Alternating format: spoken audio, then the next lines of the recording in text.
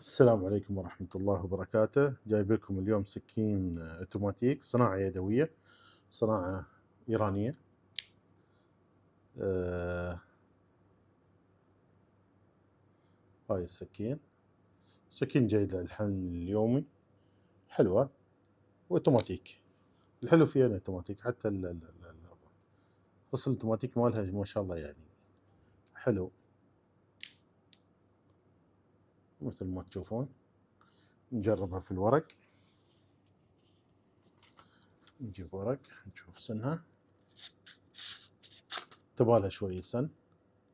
ان شاء الله بنسوي لها سن ان شاء الله، فيديو سن كامل، ونسوي ان شاء الله وزنها والطول، وهذا ان شاء الله فيديوهات مستقبليه ان راد الله. وبس، والسلام عليكم.